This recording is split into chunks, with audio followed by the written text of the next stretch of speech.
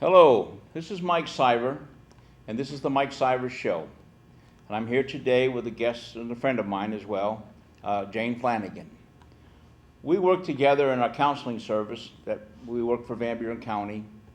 And today we have a show that has come to fruition because of some of the clients that we have. And this show is going to be called Growing Up versus Maturity. And we get so many of our clients come in that are adults. They're 18, 17, 18, 19, 20, and older, into their 50s or whatever, that are grown up and they're held accountable by the legal system. They're held accountable by the courts. They can buy alcohol. They're mature enough. They're not mature enough is the word. That's what we're looking for. They're old enough. They've grown up. But their maturity level is 0. And what did you say before? It's 20 going on 2 or something like that? 20 going on 2. 20 going on 2. And you and I had a little talk about this earlier, and we both had experiences with this, with people like that. And I guess to start off with, I'd just like to know some of your feelings on this conversation as well. Well, you see it every day, everywhere. It doesn't matter whether it's like the story I was telling about the 10-year-old, stomping her feet, all the way up to sometimes adults. And like my son-in-law would always use bribery on my ex-son-in-law would use bribery, like you can't see your granddaughter if you're not going to babysit. And if I wouldn't babysit, he would throw himself. Wow. So, you see it everywhere at every age. So. And it's scary when they don't see it. Yeah. and I told you before, I'm going to use an example of myself. When I was 17, I left school and joined the Navy. And I did fairly well in the Navy. I became a young petty officer at a very 18. Was in charge of a torpedo room when I was about 19, going on 20. Had a crew working for me. Was a weapons officer on board the ship. I was in charge of all the guns, the rifles, and I was on a submarine, so it wasn't a ship, but a submarine. I was a Navy diver, so I had a lot of responsibility, and I was growing up. But I didn't realize how immature I was until years later, after I was discharged, and I guess I'm lucky I got an honorable discharge out of the thing. I did some very immature stuff. For someone as old as I was, with the training I had, with the responsibility I had, none of it computed. None of it made sense. And I read one of my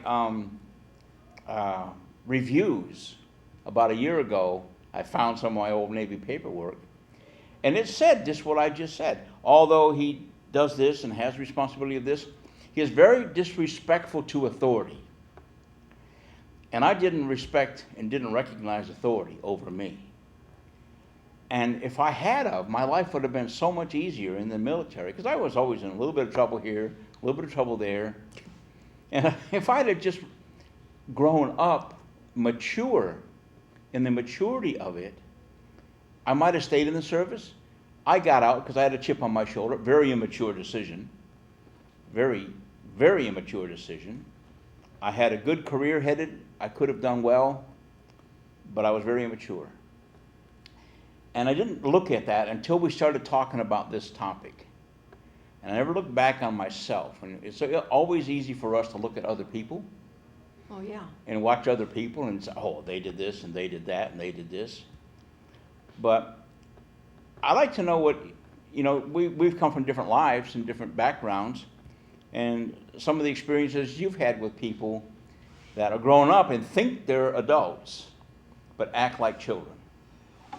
Well, I worked in a factory for many years, and I led the union for 19. And you would get every kind of personality and every kind of craziness. People that would do stuff, and me too. I did stupid things, I'd get mad, and I would get mad more at the situation, I think, but you had people that would come in, clock in at the very last minute and get mad because they got rolled up, and tear it up in front of you and throw it at you, and, you know, you better file a grievance. I mean, you know, I had 156 people under me, and I had all kinds of stuff that was threw at me, including supervisors. Wow. Because, I mean, even some of the supervisors, there's times that, you know, I've seen them act kind of immature and literally throw themselves because they wanted you to move faster. Little tantrums or things Yeah. like that. They don't know how to handle it and look at your reasons for doing things. And I like that a little bit to entitlement. Children think when they're spoiled, and we all tend to spoil our children. I know I spoiled mine up to a certain point, and I'm sure you did yours.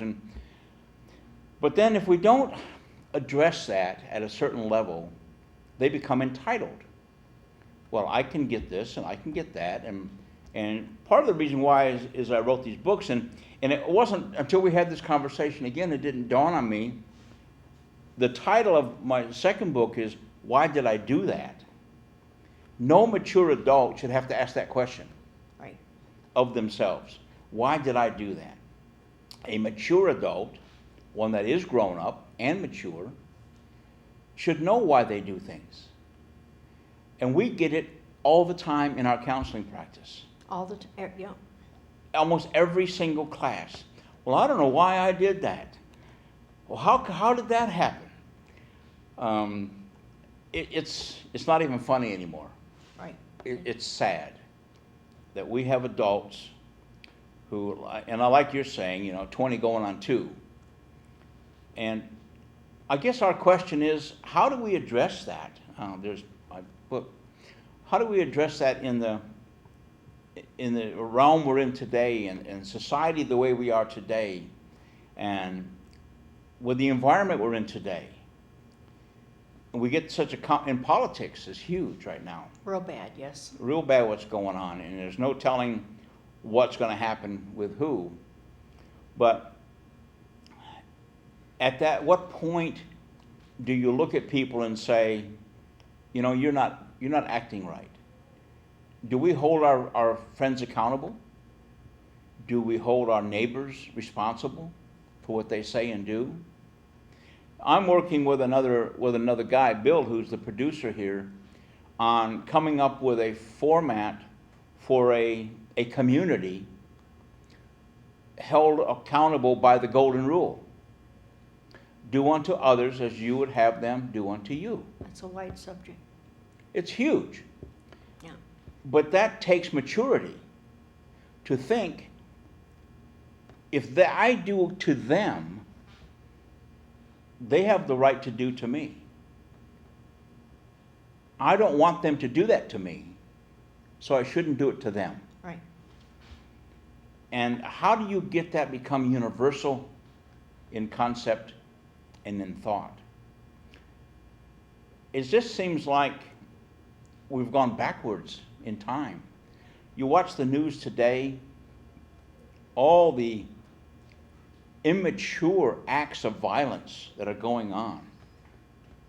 It's like one of the sayings in my book, one of the chapters in my book is, if the only tool you have in your toolbox is a hammer, everything you deal with is going to look like a nail.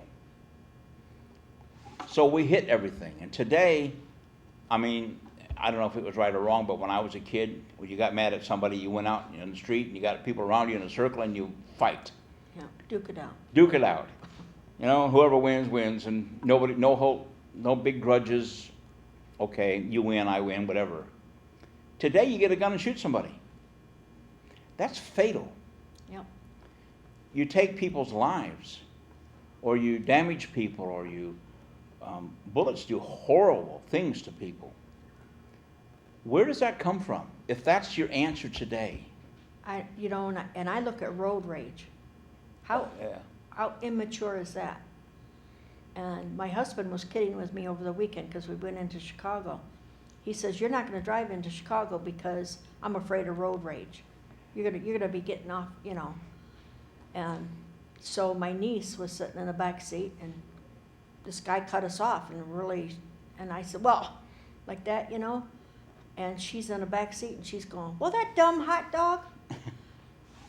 But I didn't realize at the time that I have used that somewhere, Yeah, or somebody has, that she felt comfortable to use it herself, you know. yeah, So she found out by the time we got home that I wasn't as bad in road rage as she was, I guess. But that's a lot of immaturity, and I see it all the time. And in Chicago, it was really bad. You know, people flipping you off, and guy threw a candy bar at some lady, and this other lady was on the other side of me, and she is talking to me like it was all my fault. Somebody in front of her, you know. And I seen a lot of immaturity, and the first thing I thought of was road rage. I was afraid for myself and the kids, right. because you don't know them people. And it grows from there, because the kids in the car see you acting out. And again, that's what we talk about quite a bit in our counseling practice, is environmental learning with children. If they see you acting immature as an adult, why would they change that? Yeah. This is how my dad acts. This is how my mom acts. If my dad doesn't get his way in the supermarket, he throws a tantrum. He throws money down. He does this. He tears up. Why would I be any different than that? It's very difficult, and please don't anybody misunderstand me. I know people change. Right. And people see behaviors that they don't like and don't want to act like that. So people do change. But it's very hard for a young person growing up watching the behaviors of an immature adult, and it may be their parents, and say, I can't do that when I grow up. I can't act like that. That's irresponsible. That's immature. And how do you get children to think that advanced, I guess, from how their parents act to how they should act? I think of how much less violence we would have in the communities, starting with the community, in our home, and then work out from our home. We have our home, our neighborhood, then our community, Yep. then our small villages and cities and towns, and grows from there to our country, Schools. to our school system. If maturity was taught to, like in the first book I've written is, what role did I play? To ask yourself, I'm in this situation now, what role did I play to get here? And what role do I play to get out of here? Right. Because we are accountable for our actions. And this topic is a huge one. We have a lot of conversation around this topic about maturity versus growing up, or growing up, being grown up versus maturity. Because there's a huge difference. They're not synonymous. You're right. They don't mean the same thing. They don't. My daughter, when she was younger, decided to throw a fit in the store. And of course it was embarrassing for me, because I'm looking like a bad parent. So I just left her. I was pleading with her, get up, be quiet. She's louder, the more I talked, the louder she got. So I just backed off and went down 2 or 3 rows down, backed myself in. When she realized I was gone, she shut up. And she went to somebody that was working there and said, my mom left me here. My mom went home. She left me here. So the girl says, well, let's go page her. What is your mom's name? She said, Mom. She said, no, what's her name? Mom. She said, okay, what's your name?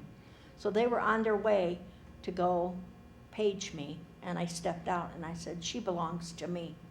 And the lady just looked at me and grinned and let me take her, and walked off.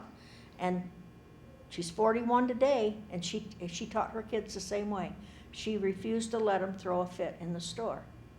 And she told me one day, when the kids were little, she's going, boy, that's a good tactic, she said, because Natalie would always throw herself because she wanted gum or something, you know. Mm-hmm. That was a good tactic. She said, just tell them that, you know. Right. But she learned responsibility. Yep. But, you know, that I wasn't going to tolerate that. And there's a lot of parents you see every day in the store now, they let their kids just continue on and on and on, you know.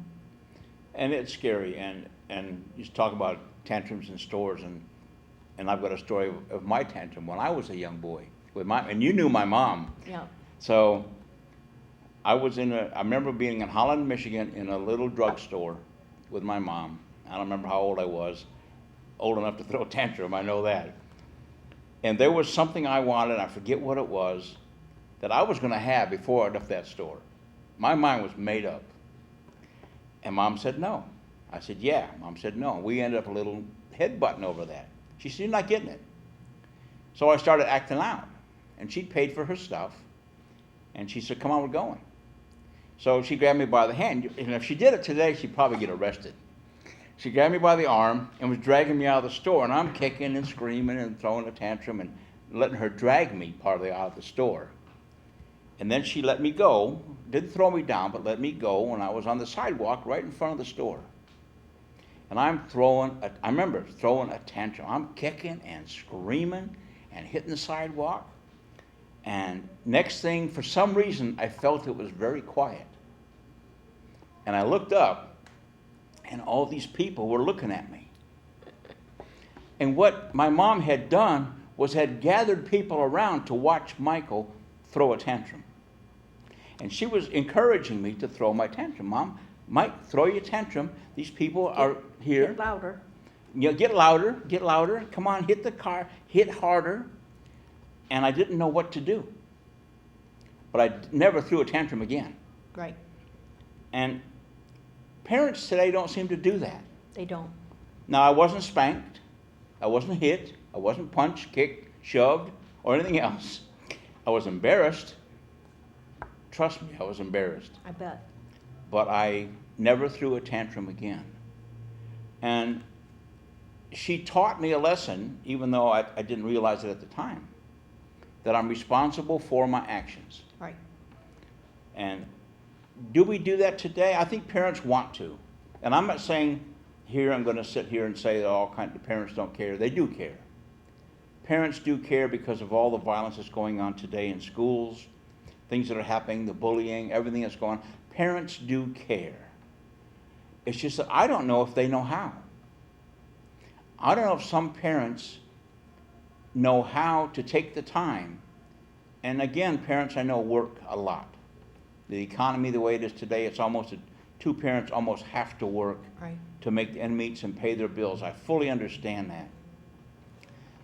But the compromise is too much right now. With children, and we used to call them latchkey kids, because they had a key to their house to get in, and there was no supervision once they were in the house. What do you do now today with both parents working? And you can see the difference too from when we were kids till now. There's a huge gap there. And a lot of it is they don't have the life skills Right. to teach them.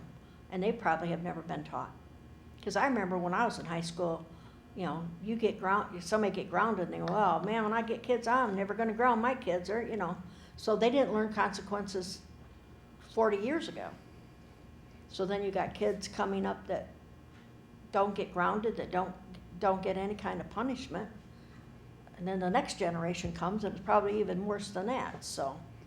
Well, it's funny we're talking about this topic tonight because I was watching a show this morning, and I forget what show it was, but there was a lady who's just written a book. I think it was called Raising Adults. And it's all about this topic, about life skills. Adults today don't have the life skills to cope with rejection, resistance, promotions they don't get, life itself, not how to satisfy themselves with what they have in life at this time. Right. And I'm going to contact that person, that author, and we're going to talk about this because it seems to be a common thread that's going around right now with the U.S. and not only U.S. but worldwide, about the lack of life skills, as you said, and it's so obvious when you see it, and maturity of the young adults today. It's almost scary. It's like nobody's teaching them how to be an adult. And then you've got kids having kids Yeah. on top of that, and you know they have no life skills, No. or they wouldn't be in the position that they're in. And jobs, you got kids, oh, well, I'll just call off, where my niece works, they have a lot of young kids, and the other night they had to shut machines down because these young kids, a bunch of them called in and went to a concert. They had no concept that they should be working. They were scheduled to work, and they Right. should have been there. They decided they were all going to go to a concert, so they all called in sick and went to a concert. And the productivity of the company they're working for to keep them employed. Right? When you got to shut 4 machines down, Yeah. you know, I mean, that can be very lost costly. a lot of money. It's wonder they'll still have jobs, to be honest. And I know things are different today than they were when we were young. I know there was a period of time in my life after I got out of the service that I didn't know what I wanted to be, didn't know what I wanted to do. So I made a goal of myself for 2 years. I would do a job every 6 months. I would quit and do another job. So I did that. I'd get hired, do a job for 6 months. I'd quit, go find another job, do that for 6 months and quit. I did 4 major jobs, and I did well. I was responsible. I was a Kentucky Fried Chicken manager. I was an IHOP manager. I managed a gas station for a while, and just some other things. You can't do that today. No. Because first of all, they didn't check back with a lot of employers when you went for another job, and they needed people. So they hired you on the spot most of the time, and they trained you. Today, your application forms are who'd you work for 2 years ago, who'd you work for, where do you live, how long you been in your apartment, all this kind of stuff. They didn't have to do that back when we were younger. Today they do. They even do financial reports on some of Yeah. the employees. They do financial reports, and they go on the internet and see what kind of activity, that they, like a lot of these girls that were strippers, Yeah. like trying to get through college or whatever, it all comes back. Yeah, I sometimes think there's a line maybe they shouldn't cross over into your personal life. I know some people that did some jobs that were probably a little unsavory just to get through college. They got through college and that kind of stuff stopped. Right. And they went on to become productive people in the society, family members, and did a good job. I think having your past held against you for a long time is probably inappropriate. If it continues, if your behavior, like some of our clients, Yeah. I just got out of jail again, I've been in jail 42 times and all this kind of stuff, and every weekend I spend it in jail. Well, that's a behavior that looks like it's going to continue, and an employer would be silly to hire you. But I don't know how many people, I'm sure there's a lot, that haven't spent a couple weekends in jail. I know I've spent my share of time in jail. Not me. I'm glad not you. And a lot of women haven't, but I know a lot of men that have, if not for a DUI for a weekend, when they were younger. Yeah. And a lot of them learned from that one time. I must admit it took me several times, but I learned. And it's been a long time since I've been in jail. But today, like you said, the reports and the application forms, they check everything. And I don't know if that's right or not, but again, it gets to your maturity level. When you're younger, we got to, try and keep this focused on what we're talking about. The mature young person realizes that what they do today is going to reflect their future. It's like from the Bible, you reap what you sow. Right. If you start to sow all these bad seeds or all these bad behaviors, you're going to reap that stuff. Karma goes Yeah. around, comes around. Yeah. And, you know, when a lot of these kids, and we all know a lot of them, you know, like you change jobs and all that, you You're right. know. They don't have the sense of responsibility at those jobs. They're not changing jobs because they're trying to find themselves. A lot of them are changing jobs because they get fired or, you know, their conduct. Right. They're not mature enough to stay there and make a future. You know, my last job was 25 and a half years. And people say, are you crazy? Why would you do that? And I said, well, I had a paycheck, I had insurance, it paid my, you know, it supported my daughter. Why wouldn't I stay? Well, because it's a crappy place. I go, well, crappy place everywhere. Yeah. And they would change, I mean, we had a turnover really bad, and they would come in and some of them had no sense of responsibility. They didn't care.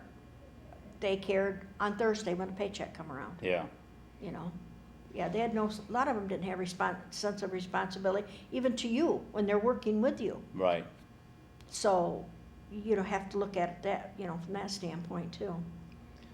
Well, we got to figure out, I think the society needs to figure out, how do we instill some maturity in our young people, as well as, I mean, education is important.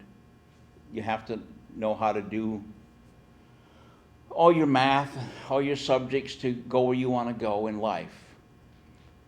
But with that comes responsibility and maturity. And the longer it takes for people to get the maturity part about it, the longer it takes for them to get established. Just like you said, your last job was 20-something years.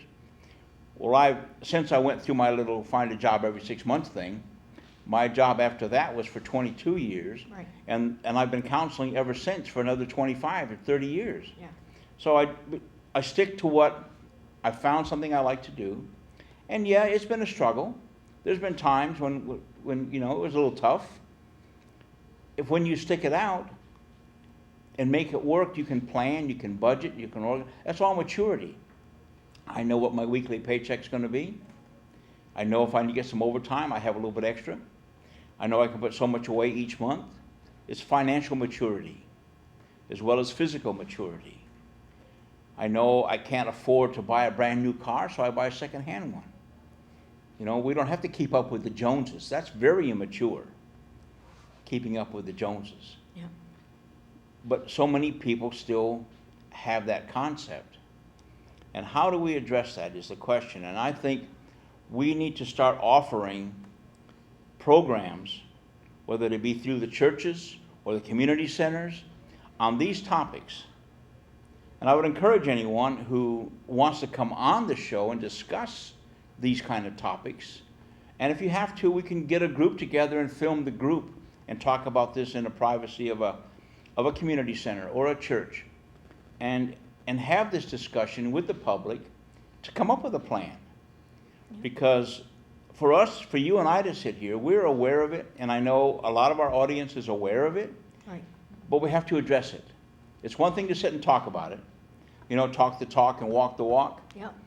Now it's time to walk the walk. So how do we do that? And I'm looking for feedback, and our phone number is on the screen. If somebody wants to give us a call and talk about this, please leave a message if we don't answer the phone, so we can call you back and discuss this.